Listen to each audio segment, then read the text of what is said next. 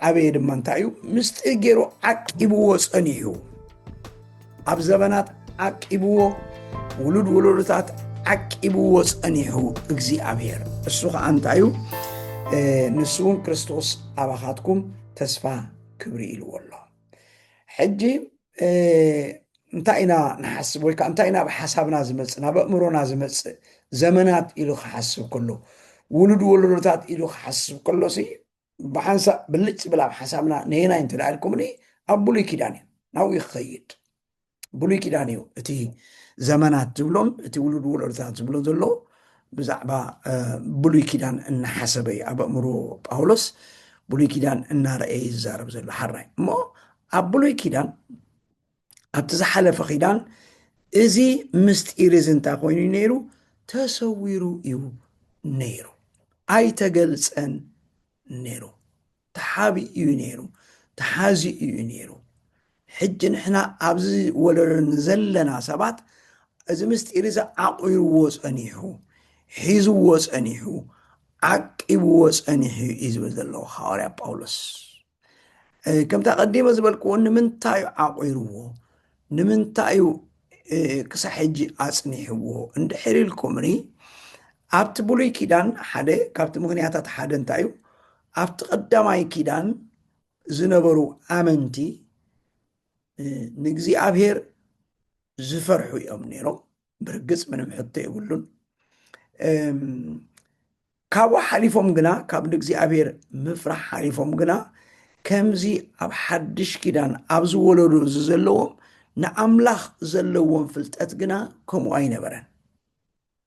أين بران أبتقدماي مالت أبتقدماي كيدان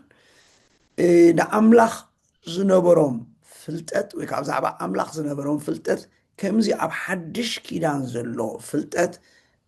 درجو كمو أين بران اتخومو زغونو اللو مغنيات كمتي كلها نفلتو لما منفس قدوس بملآت بزي مقلاص ويكاب بزي بملآت بزي ممسويو أبتقدماي كيدان منفس قدوس نيرو دو هو نيرو من محطة يقولون اتمن بارو قنا أبتقدماي كيدان انت أي منفس قدوس نزتو السنة اوان نأقل قلوت رأي زمتس نيرو حازون يخون خالي أي متسني نيرو نأقل قلوت رأيو نعيوت رأي زمتس نيرو منفس قدوس أبتقدماي كيدان كابو حليفو منفس قدوس كمتسخلو كمزي حجب الزبن زنزلو نزلنا أمنتي زمسألو عينت ممسأ أي مسأني نيرو أبز حدش كيدان منفس قدس مسأ رئينا يولنا مصحف قدس صبو غيرو زرزيرو لنا له بفلاي كأقويتنا يس كريستوس أبو ونجيل يوحنس زعبا منفس قدس كمسكر كله خزارب كله نسو مسمس أيلو زقمتو بزو حق تاتالونا حجنا وبزرزراي كأتوني جيم بزقونا قوينون تأيدليو منفس قدس أبتقدم أي كيدان نعيوت رأي مسينيرو نعقلقلوت رأي مسينيرو يمس إتا كتعيز نبرا عيو سب حيلو عياس لزي كئل سب عومق عياس لزي كئل سب غلطو كعياس لزي كئل نتا عيو تراي نتا عيو تراي نعاق عي يمسنيرو مسير ما تعيو مس عيها بسب غيرو يزعي برقص بسب غيرو مس عيها غنا انت يقبنا منفس قدوس እንደገና ተመለሱ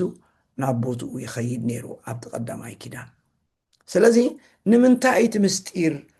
كسع حج حبي ووغزي أبهر أبتقدم زمن وإذا أبتقدم ولدو تاتسي إن أبراهام نبلو نيساء نبلو إن يوسف نبلو أبن زمن داويت نبلو زم حجن ذكرهم سنحنا أبزوش تقول أتوم أي تقلت أنا زي مستير زي نمنتاي انتدعي لكمني حدا اتمستير انت زقلس تقلس مستير كعقروا كسعروا كخلوا زنبرهم عقمي از يدرس إنيرو مناتو تامستير بعلا جغنري عندنا تامستير بعلا نمردعا وكا تامستير بعلا نخت جنزبا وكا تردي خاص او حق نخت بلاون از ياس اقامي سلزغونة يعني مناتو انتايا كريستوس أباخاتكم تبليا كريستوس أباخاتكم ياتبل كريستوس ኣባኻትኩም እዚኣ ሕጂ ዓባይ ምስጢር ምዃን ኣይንረስ ሕጂ ኣነ ንስኻትኩምን ብዙሕ ከምዚ ዘይክንድነቐላ ወይ ከዓ ዘይክንግረመላ ንኽእል ኢና ይኹን ዳ እምበር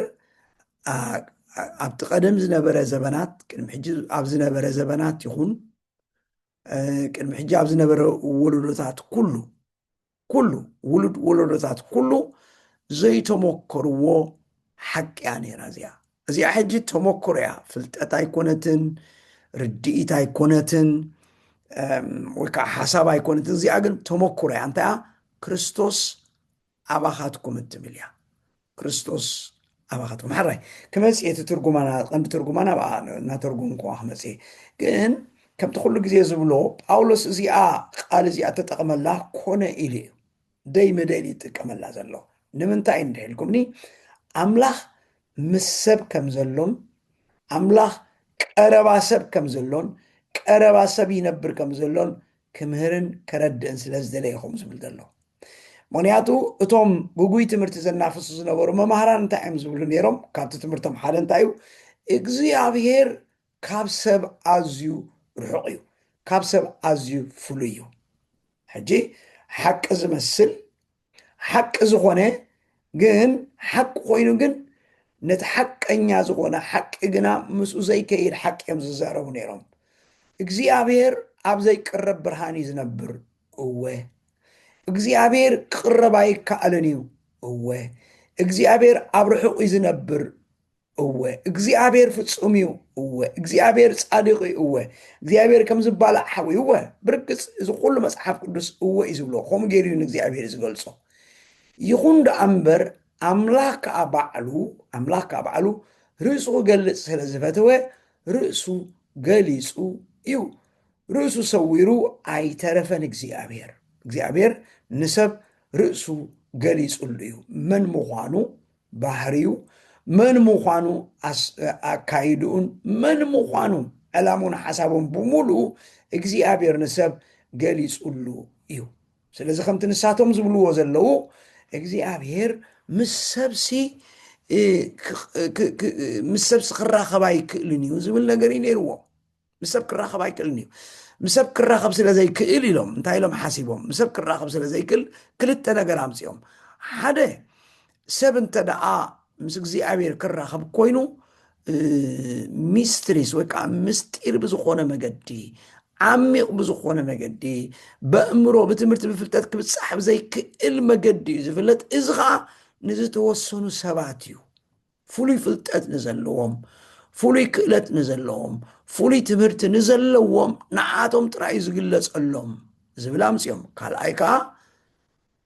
ካልኣይ ድማ ኣብ መንጎ እግዚኣብሔርን ኣብ መንጎ ሰብን ድማ ዘሎ ጋግ ንዘሎ ራሕቂ ድማ ከቕርብዎ ዝኽእሉ መላእኽቲ እዮም ስለዚ ስግደት ይግቦም እዩ መላእኽቲ ብኦም ኣቢልኩም ኢኹም ናብ ኣምላኽ ክትቀርቡ ትኽእሉ ዝብል እዩ እዚ ኣብ ካልኣይ ምዕራፍ ፅቡቅ ጌርና ክንሪኦ ኢና ካበይ ዝመፀ እዚ ትምህርቲ ወይ ካበይ ዝመፀ እዚ ስነ መለኮታዊ ሓሳብ ክንሪኦ ኢና ግን ከምኡ ዝበለ ሓሳብ ከም ዝነበሮም ቅድሚ ሕጂ እውን ተዛሪብና ንሪና ኢና ሕጂ እውን እሱ እየ ዝብል ዘለኹ ሕጂ ግን ጳውሎስ ነዚ ጋግዚ ከም ተሸፈነ እዚ ጋግዚ ከም ተመልአ ክዛረብ ስለ ዝደለየ እንታይ ይብል ኣሎ ክርስቶስ ኣባኻትኩም ይብል ኣሎ ክርስቶስ ኣባኻትኩም ሓራይ ክርስቶስ ኣባኻትኩም ማለት ሕጂ ክርስቶስ ከም እንፈልጦ ንሕና ክርስቶስ እቲ መሲህ ክርስቶስ እቲ ኣምላኽ እዩ ክርስቶስ እቲ ብስጋ እተገልፀ ኣምላኽ እዩ ኮነ ኢሉ እታ ኢየሱስ ትብል ጥራይ ተጠቕመን እንታይ ደኣ እታ ክርስቶስ ትብል ቃል እዩ ተጠቒሙ ምክንያቱ ክርስቶስ እቲ መሲህ እቲ ቅቡእ እቲ መድሓኒ ስለ ትብል እያ እታ መሽያኽ ትብል ቃል ተጠቒሙ ዘሎ ማለት እዩ ማለት ክርስቶስ ማለት ብስጋ እተገልፀ ኣምላኽ ማለት እዩ ስጋ ለቢሱ ናብ ምድሪ ዝመፀ ኣምላኽ እዩ ኣምላኽ ስጋ ለቢሱ እታ ክርስቶስ ኣባኻትኩም ትብል ቃል እያ ሕጂ ብፍላይ ኣውራ ክርስቶስ ኣባኻትኩም ማለት ክርስቶስ ኣምላኽ እዩ ከምዚ ዞም መማህራንኩም ዝብልዎ ዘለው ርሑቕ ኣይኮነን ሕጂ ግና ኣምላኽ ኣባኻትኩም እዩ ምሳኻትኩም እውን ኣይኮነን ኣምላኽ ኣባኻትኩም እዩ እቲ ህላዌ ኣምላኽ ሲ ኣብ ልዕሌኹም እዩ ኣባኻትኩም ኣሎ እዩ ዝብል ዘለኹም ተኩሉ ግዜ ንብሎ ኣብ ብሉይ ኪዳን እግዚኣብሔር ኣበይ ነይሩ እንተዳኢልኩምኒ እግዚኣብሔር ካብኣታቶም ብርግፅ ከምቲ እዞም መምሃራኖም ዝብሎም ኣዝዩ ርሑቕ እዩ ነይሩ ክመፅእ እንተደኣ ኮይኑ እንታይ ኢልዎም እግዚኣብሔር ንሙሴ ክነግሮ ከሎ ኣብ ማእከልኩም ምእንቲ ክነብር ኢልዎም ምሳኻትኩም እውን ኣይበሎን ኣብ ማእከልኩም ምእንቲ ክነብር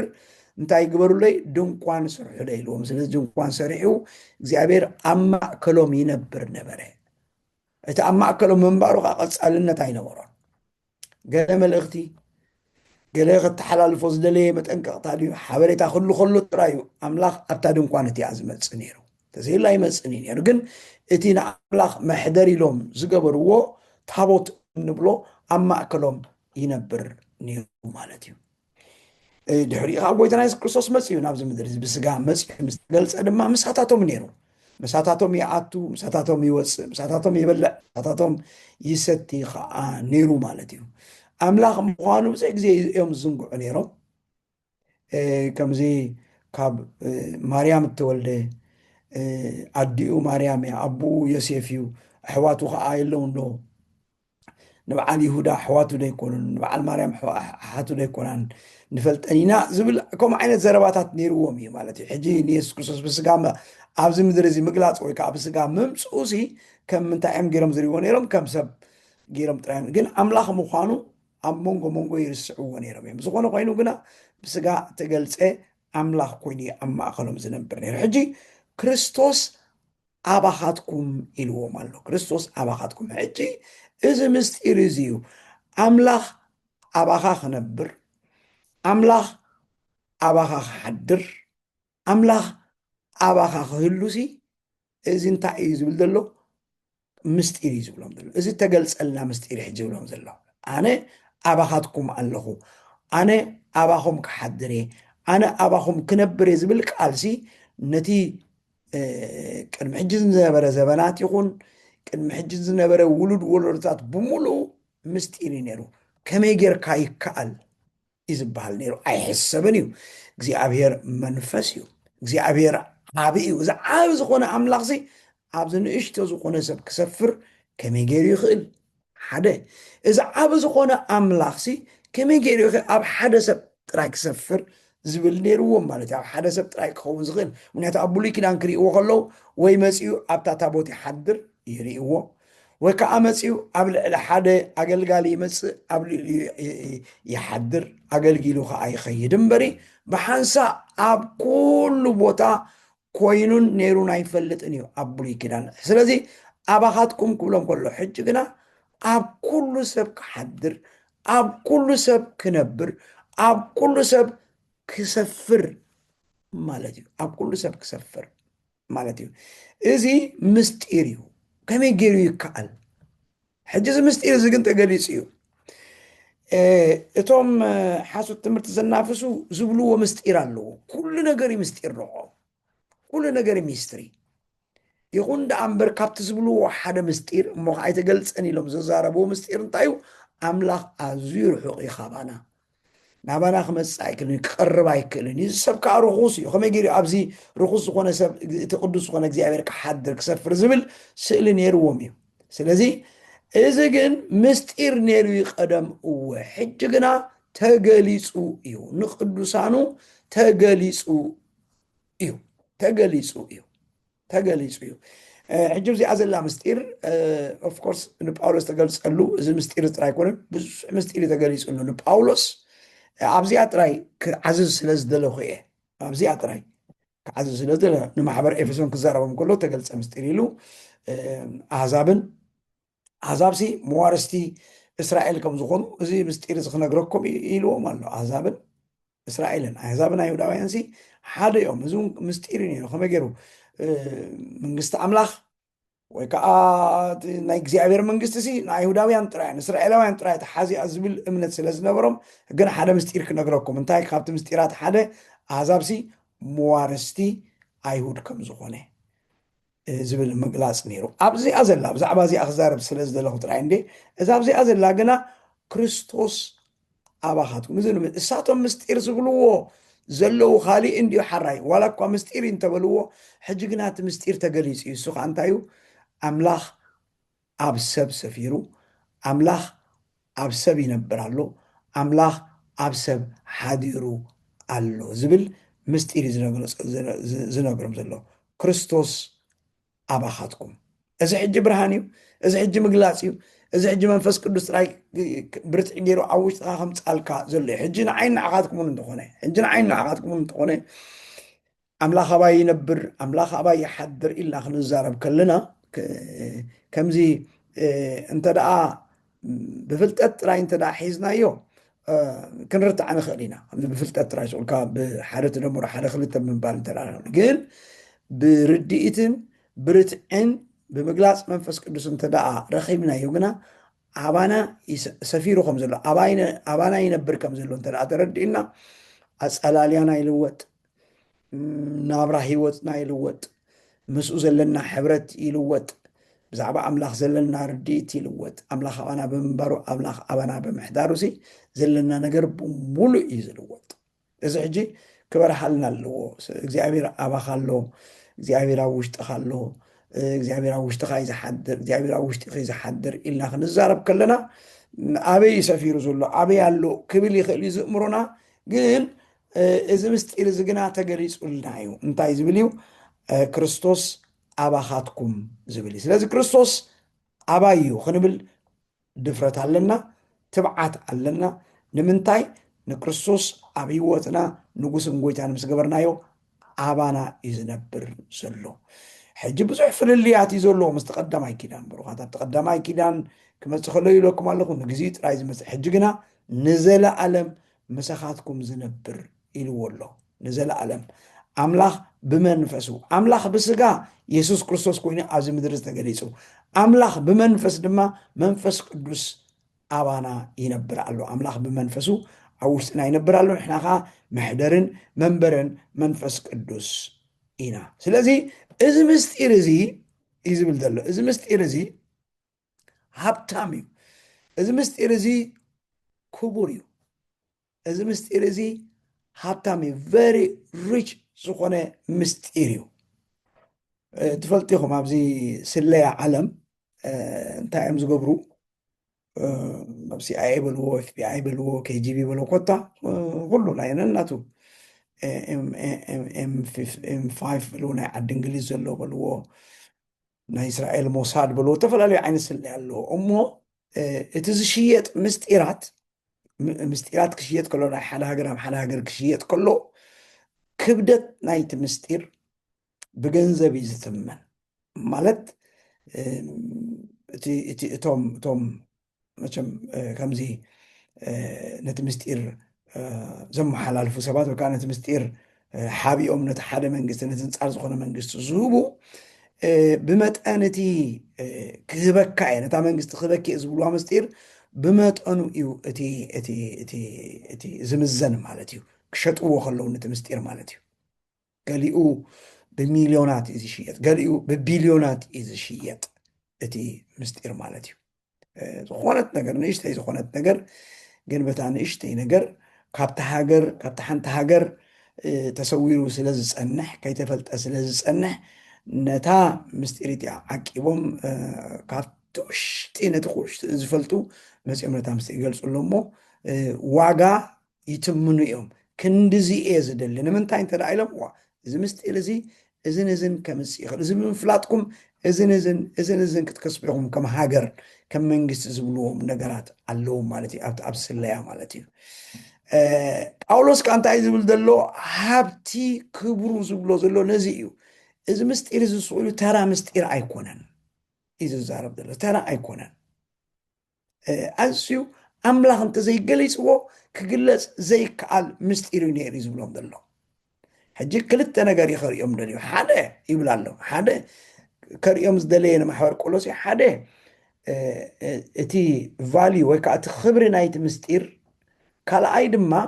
ክብሪ ናይቶም ተቐበልቲ ምስጢር ናይ ክልቲኡ ክዛረብ ደልዩ ሕጂ እቶም ጌጋ ትምህርቲ ዝምህሩ ዝነበሩ ሰባት እንታይ እዮም ዝብሉ ነይሮም እቲ ምስጢር ሲ ንዝተፈልዩ ሰባት እዩ ዝግለፅ ነይሩ ይብሉ ነይሮም ሕጂ ግን ኣብዚ ጳውሎስ እንታይ ይብል ኣሎ? ኣይፋሉን ኣምላኽ ከፍልጦም ዝደለዮም እቲ ምስጢር ገሊፅዎ እዩ ይብል ኣሎ። እዞም ጉጉይ ትምህርቲ ዘለዎም ድማ ንዑ ነዚ ምስጢር እዚ ንክትፈልጥ ሕጊ ኣመጋግባ ክትሕሉለካ፣ ሕጊ በዓላት ክትሕሉ ኣለካ፣ ፍሉይ ዝኾነ ስውር ዝኾነ ምስጢር ክትፈልጥ ክትክእል ኣለካ ዝብል እዩ ነገር ኖ ኣይፋሉን ይብል ኣሎ ጳውሎስ። ንሱ ከፍልጦም ዝደለዮም ኣፍሊጥዎም እዩ ነጊርዎም ከዓ እዩ። ብፍላይ ከዓ እቲ ምስጢር እቲ እንታይ እዩ? ኣምላኽ ኣብ ሰብ ምንበሩ፣ ኣምላኽ ኣብ ሰብ ምሕዳሩ፣ ክርስቶስ ኣባኻትኩም ኢልዎ ኣሎ። ክርስቶስ ኣባኻትኩም ሓራይ ተስፋ ክብሪ ኢልዎ ኣሎ። ተስፋ ክብሪ፣ እዛ ተስፋ ክብሪ እትብል ድማ ክልተ ነገር እያ እተርኢ ወይ ከዓ ክልተ ነገር እያ ትጠምት። እታ ተስፋ ክብሪ እንታይ ማለት እያ? ሓደ ነዚ ሕጂ ዘለካ ሂወት፣ ካልኣይ ድማ ነቲ ዝመፅእ ዘለዎ ሂወት እዩ። ሓደ ተስፋ ክብሪ ኢሉ ክዛረብ ከሎ ሓደ እዚ ሕጂ ብሂወት ኣብዛ ምድሪ እዚኣ ክለካ ንዝህልወካ ክብሪ፣ ካልኣይ ድማ ንዝተዳለወልካ ክብሪ እያ እተመልክት። በየናይ መገዲ ኢኹም ኢላ ተመልክት እንተላኢልኩም እኒ ሓደ እዚ ኣምላኽ ኣባኻትኩም ዝብል ኣምላኽ ክርስቶስ ኣባኻትኩም ዝብል ኣባታቶም ኣብ ማሕበር ቆሎሴ ፍፃሜ ክሳዕ ዝረክብ ተስፋ እዩ ነይሩ። ተስፋ እዩ ነይሩ፣ ፍፃሜ ኣይረኸበን ነይሩ ኣባታቶም ክሳዕ ዝበፅሕ። ሕጂ እቲ ተስፋ እንታይ ኮይኑ ማለት እዩ? ተገሊፁ ኣባታቶም ክነብር ጀሚሩ። ተስፋ ክብሪ፣ ብፍላይ እታ ክብሪ ድማ እቲ ክብሪ ኢልና ክንሓስብ ከለና ኩሉ ግዜ ብፍላይ ብመፅሓፍ ቅዱስ ዓይኒ ክብሪ ዝብል ቃል ክትሪኢ ከለኹም ህላዌ እግዚኣብሔር ማለት እያ። ቃል ብቃላ ህላዌ ኣምላኽ ማለት እያ ክብሪ ማለት። ቅድሚ ሕጁን ኣልዒልና ያለና ዝክሩ እንተና ኮንኩም ታቦት ካብ እስራኤል ተማሪኹ ምስ ከደ እንታይ ኢላ ሰይቲ ፊንሃስ እንታይ ኢላ? ካብ እስራኤል ክብረት ርሒቑ እንታይ ስለ ዝኾነ እቲ ክብሪ እግዚኣብሔር ካብ እስራኤል ርሒቑ፣ ክብሪ እግዚኣብሔር ካብ እስራኤል ከይዱ ኢላ ነቲ ወዳ ኢኻቦድ ዝብል ሽማ ውፅያትሉ። ስለዚ እታ ክብሪ ትብል ኩሉ ግዜ ምስ ህላዌ እግዚኣብሔር ወይ ከዓ ምስ ህላዌ ኣምላኽ ወይ ከዓ ምስ ምርካብ ኣምላኽ እተተሓሓዘት እያ። ኣምላኽ ክርከብ ወይ ከዓ ኣምላኽ ክህሉ ከሎ ማለት እዩ። ኣምላኽ ክርከብ ወይ ከዓ ኣምላኽ ክህሉ ብቋንቋ እንግሊዝ the presence of God ክብል ከሎ ኩሉ ግዜ ክብሪ እዩ ዝብል። ሕጂ እዚ ተስፋ እዚ ቀደም ተስፋ ነይሩ እዩ ክሳዕ እዚ ፍፃሜ ዝረክብ ተስፋ ነይሩ። ሕጂ ግና እቲ ተስፋ ተፈፂሙ፣ ምክንያቱ ክርስቶስ ኣባኻትኩም እያ ትብል ዘላ። ሕጂ ብፍላይ ኣባኻትኩም ትብል ምእንቲ ቃል ብቃላ ክንርያ ሕጂ ይነብር ኣሎ ኣሎ እያ ትስምዕ። ኣባኻትኩም ከሎ ብሕጊ ሰዋስው ኣሎ እያ ትስምዕ ዘላ፣ ክህሉ ኣይኮነን። ዳሕራይ ንክመፅእ ዳሕራይ ንክኸውን ኣይኮነን። ንስኻትኩም ድሕሪ ሞት ኣብ ዘሎ ሂወት ኢኹም ነቲ ክብሪ ትርእይዎ፣ ወይ ከዓ ንስኻትኩም ድሕሪ ሞት ካብ ሞት ምስ ተንሳእኹም ኣብቲ ዘለዓለምነት ምስ ኣተኹም ኢኹም ነቲ ክብሪ ትርእይዎ ኣይኮነን። ኖ እቲ ተስፋ ክብሪ፣ ተስፋ ዝግበሮ ዝነበረ ክብሪ ሕጂ ኣባኻትኩም ኣሎ እዩ ዝብል ዘሎ። ስለዚ ኣባኻትኩም ኣሎ፣ ኣባኻትኩም ይነብር ኣሎ፣ ኣባኻትኩም ሓዲሩ ኣሎ እዩ ዝብል ዘሎ። ስለዚ ሕጂ ክትነብሩ ከለኹም እዩ ዝብል ዘሎ። ብካሊእ ኣዘራርባ ነቲ ክብሪ ፀርኩም ኣለኹም፣ ነቲ ክብሪ ተሸኪምኩም ኣለኹም። ኣምላኽ ኣባኻትኩም ሓዲሩ ኣሎ፣ ኣምላኽ ኣባኻትኩም ይነብር ኣሎ። ምሳኻትኩም ካብ ምዃን ሓሊፉ ኣባኻትኩም ይነብር ኣሎ፣ ኣባኻትኩም ሰፊሩ ኣሎ። ንስኻትኩም መንበሪ ኣምላኽ ኮይንኩም ኣለኹም፣ መሕደሪ ኣምላኽ ኮይንኩም ኣለኹም። ኣምላኽ ኣባኻትኩም ሓዲሩ ኣሎ እዩ ዝብል ዘሎ ማለት እዩ። ኣምላኽ ተመስገን ይሁን። በዚ መገዲ እዚ ኢና እንሪኦ እቲ ኣምላኽ ተስፋ ክብሪ። ካልኣይ ድማ እቲ ተስፋ ክብሪ ድማ መፃኢ ከዓ እዩ። መፃኢ ድሕሪ ሞት ንዘሎ ሂወት ድማ ኣብቲ ክብሪቲ ክትነብሩ ኢኹም፣ በቲ ክብሪቲ ክትነብሩ ኢኹም። ኣብቲ ውሽጢ እቲ ክብሪ ተኸሊልኩም፣ ኣብቲ ውሽጢ እቲ ክብሪ ተሓፂርኩም ክትነብሩ ኢኹም። እቲ ክብሪ ማለት ከዓ እንታይ ማለት እዩ? ኣብ ህላዌ ኣምላኽ ክትነብሩ ኢኹም፣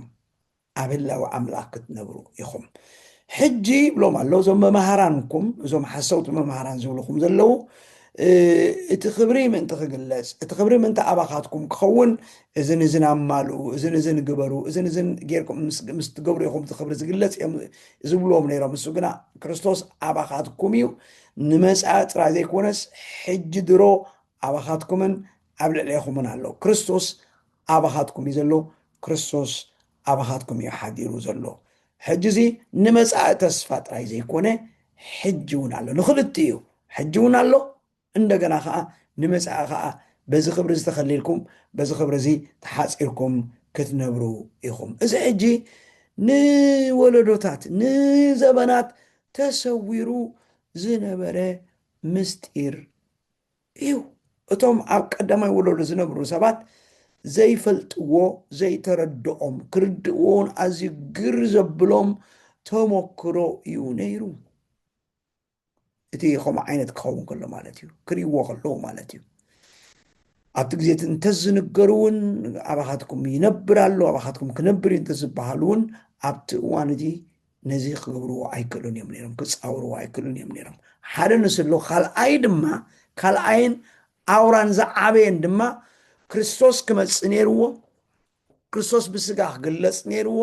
ክርስቶስ ክኸብር ነይርዎ ማለት ክርስቶስ ክመውት ነይርዎ ክርስቶስ ካብ ሞት ክትንስእ ነይርዎ ክርስቶስ ካብ ሞት ተንስኡ ኣብ የማን ኣቦ ኮፍ ክብል ነይርዎ ድሕሪኡ እቲ ክብሪ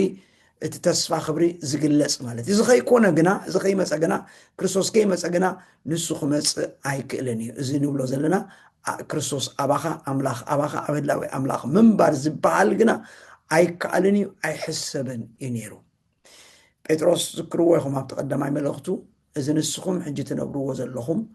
እቶም ቀዳሞት ኣመንቲ እቶም ቀዳሞት ቅዱሳን ክጥምትዎ ኣዝዮም ዝብግህዎ ሂወት እዮም ነይርዎ ኣይረኸብዎን ከይረኸብዎ ድማ ሓሊፎም ኢሉ ጴጥሮስ እዚ ንስኻትኩም ትነብርዎ ዘለኹም ኢሉ ዕብራውያን ምዕራፍ 11 እውን ቅነ ንሪኦ ከም ዘለና እውን እዚኦም ኩላቶም ነታ ተስፋ ኣይረኸብዋን ዝብሎ ነዚ ኣመልኪት እዩ። ብፍላይ ነቲ ኣምላኽ ኣባኻ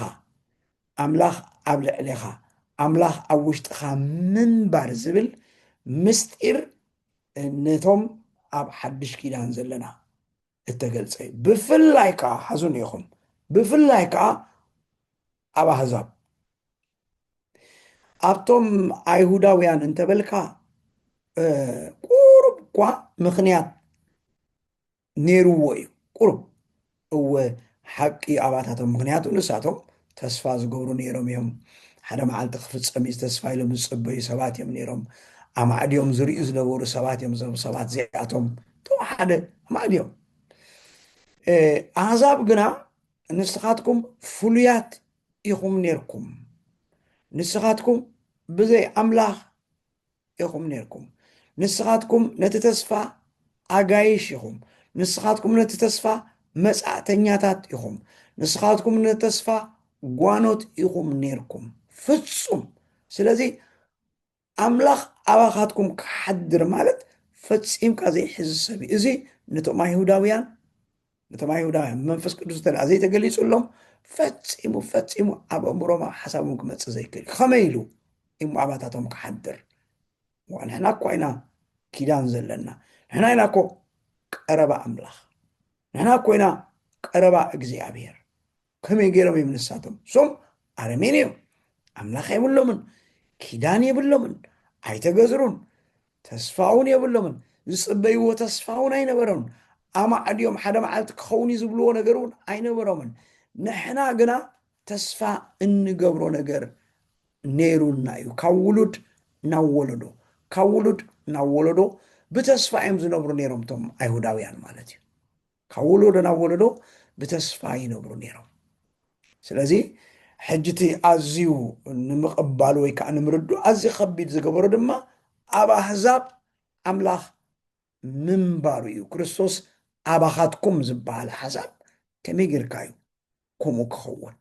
ሕጂ ካብ ዝተበጊሶም እዮም እዞም ሓሶት ትምህርቲ ዘናፈሱ ኣይሁዳውያን እንዲኦም። ስለዚ ኣይሁዳውያን ክትኮኑ ኣለኩም እንታይ ክትኮኑ እንተ ደኣ ክትድሕኑ ኮይንኩም ኣይሁዳውያን ክትኮኑ ኣለኩም እንተ ደኣ ኣምላኽ ኣባታትኩም ክሓድር ኮይኑ እዮም ዝብሉ ነይሮም። ጳውሎስ ከዓ ኣይፋሉን ኣይሁዳዊ ከይኮንካ ኣምላኽ ክውንነካ ይኽእል እዩ። ኣይሁዳዊ ከይኮንካ ውሉድ ኣምላኽ ክትከውን ትኽእል ኢኻ። ኣይሁዳዊ ከይኮንካሲ ኣብቲ ኺዳን ውሽጢ ክትኣቱ ትኽእል ኢኻ እዩ ዝብል ነይሩ። እሳቶም ግና ነኖ ፈለማ ኣይሁዳዊ ትኸውን፣ ኣሕዛብ ነርካ ካብ ኣሕዛብ ናብ ኣይሁድነት ተኣቱ፣ ካብ ኣይሁድነት ብድሕሪ ናብቲ ቃል ኪዳን ተኣቱ ዝብል መስርሕ ክትሕልለካ እዮም ዝብል ነይሮም። ጳውሎስ ከዓ ኣይፋሉን ኣሕዛብ ነርካ ክርስቶስ ብምምፁ ጥራይ እንታይ ትኸውን ኣብ ምድሓን ተኣቱ፣ ክርስቶስ ከዓባኻ ክነብር ይኽእል፣ ክርስቶስ ከዓባኻ ይሓድር ዝብል ነገር እዮም። ስለዚ ከመይ ገይሩ እዚ ከምኡ ክኸውን ዝኽእል ከመይ ገይሩ ከምኡ ክኸውን ዝኽእል እዩ። ኣነ ኢለ ዝሓስብ እቶም ነዚ ትምህርቲ ዘናፍሱ ዝነበሩ ጉጉይ ትምህርቲ ዝኾነ ትምህርቲ ዘናፍሱ ብክልተ መገዲ እየ ዝሪኦም። እንተ ብዘይ ፍልጠት ኮይኖም መንፈስ ቅዱስ ኣይገለፀሎምን፣ መንፈስ ቅዱስ ኣይብርሃሎምን። እንተ ደኣ ደይ መደይሎም ዝገብርዎ ሃልዮም ግና ርትዖም እዩ። ርትዖም እንተ ደኣ ኮይኑ ድማ እዚኦም ብዝተምሃርካ ምሄርካዮም ክምለሱ ዝኽእሉ ዓይነት ኣይኮኑን። ምስጢር እንድሕር ዘይተገሊፁሎም ግና እዚኣ ተሓቂሎም ንዓ ሒዞም ኣለው። ስለዚ ሰብ እንተ ደኣ ክርስቶስ ኣብኡ ክነብር ክርስቶስ ኣብኡ ክሓድር እንተ ደኣ ኮይኑ ፈለማ ኣይሁዳዊ ክኸውን ኣለዎ ማለት ንኣይሁዳዊ ኣይሁዳዊ ዘብሎ ነገር ኩሉ ከማልእ ኣለዎ። ነዚ ምስ ማልአ እዩ ብድሕሪኡ እንታይ ዝኸውን ክርስቶስ ኣብኡ ዝነብር ወይ ከዓ ክርስቶስ ኣብኡ ዝሓድር እዮም ኢሎም ዝሓስቡ ነይሮም። ጳውሎስ ግና ኣይፋሉን። ስለዚ እሳቶም ኣቋራጭ መገዲ ኣይደለይዋን። ጳውሎስ ግና ኣቋራጭ ኣይኮነትን፣ ክርስቶስ ዝመፀ ነዚ እዩ። ጳውሎስ ሃዋርያ ኣሕዛብ ዝኾነሉ ምክንያት ድማ ነዚ እዩ። ብሩኻት ፍሉይ ዝኾነ ናባኻትኩም እተዋሃበ መጋብነት ኣምላኽ ዝብላ ብፍላይ ከይተንከፍኳ ዝሓለፍኩ ናባኻትኩም ዝበሎ ናብ ኣሕዛብ እዩ። ኦፍኮርስ ማሕበር ቆሎሴ እኳ እንተኾነ ማሕበር ቆሎሴ ኣሕዛብ ስለ ዝነበሩ ስለዚ እዚ ዓይነት ብስራት ሒዙ ዝመፀ ሃዋርያ ኣሕዛብ ንሱ እዩ ነይሩ። ቀዳማይ ሃዋርያ ኣሕዛብ ጳውሎስ እዩ። እቶም ካልኦት ሃዋርያት ኩሎም ሃዋርያ ኣይሁዳውያን ነይሮም፣ ንኣይሁዳውያን እዮም ዘገልግሉ ነይሮም ብኩሉ መገደብ ዝገብርዎ ነገር ዘበለ ኩሉ ማለት እዩ። ጳውሎስ ግና ሃዋርያ ኣሕዛብ ኮይኑ እዩ ተፀዊዑ ዘገልግል ከዓ ነይሩ። ስለዚ ሃዋርያ ኣሕዛብ ስለዝኾነ ከዓ እዚ ምስጢር ዝገሊፅሎ ከይድ ክሳዕ ርሑቕ ካብ ውሉድ ወለዶ ሓሊፍካ ክሳዕ ርሑቕ ከይድካ ወንጌል ክተበፂሕካ ተባሃለሉ ድማ ክሳዕ ጫፍ ምድሪ በፂሑ ድማ እዚ ወንጌል እዚ ዘበስ ወይ ከዓ ዘብፅሓሉ ምክንያት ድማ እዚ ምስጢር እዚ እተገልፀሉ ስለዝኾነ እምበር ኣዝዩ ከቢድ ምኾነ ኣይሁዳዊ ኮይኑ ሕሰብዎ ኣይሁዳዊ ኮይኑ ምግላፅ ወይ ከዓ ብርሃን ናይ መንፈስ ቅዱስ እንተዘይነብሮ ኣብ ኣሕዛብ ከይዱሲ ኣምላኽ ምሳኹም ኣሎ፣ ክርስቶስ ኣባኻትኩም ይሓድር እዩ፣ ክርስቶስ ኣባኻትኩም ይነብር እዩ ክብል ፈፂሙ ኣይክእልን እዩ፣ ኣይምኽኣለን እየ ዝብል መንፈስ ቅዱስ ሓጊዝዎ ግና ክኸይድ ከሎ መልእኽቲ ሂብዎ እዩ። ጳውሎስ ልኡኽ እዩ፣ መልእኽቲ ኣለዎ፣ መልእኽተኛ ከዓ እዩ። ስለዚ መልእኽቲ ተቐቢሉ ከዓ እዩ ከይዱ ማለት ብፍላይ ኣውራ መልእኽቱ ብዛ ምሸት ዝረኣናያ እንታይ እያ ትብል ክርስቶስ ኣባኻትኩም እንታይ እዩ ተስፋ ክብሪ እዩ። ክርስቶስ ኣባኻትኩም ምንባሩን ኣባኻትኩም ምምሕዳሩን ተስፋ ክብሪ እዩ ይብል ኣሎ። 28 29 ከም ፍቓድ ጎይታ ዝመፀሎ ሰሙን ክንቅፅለን ንሕና ድማ ኢሉ ምክንያቱ ካልእ ሓሳብ ሒዘን ስለ ዘለዋተን ክልተ ጥቕስታት ትሕዝቶ ናይተን ክልተ ጥቕስታት ፍልይ ስለ ዝብል በዚኣ ገይረ ከዓ 10 ደኣ ጀሚርናይን መእተው ጥራይ ክዛረብ ተዳልየለን ኣለኹ፣ ግን መእተው ጥራይና ክንዛረብ። ስለዚ ንሎሚ ኣብዚኣ እንተወዳእና እዚኣ እንተብቃዕና ፅቡቕ ይኸውን ማለት እዩ። ስለዚ ሎም ምሸት ኣብዚኣ ክንውድእ ኢና ማለት እዩ።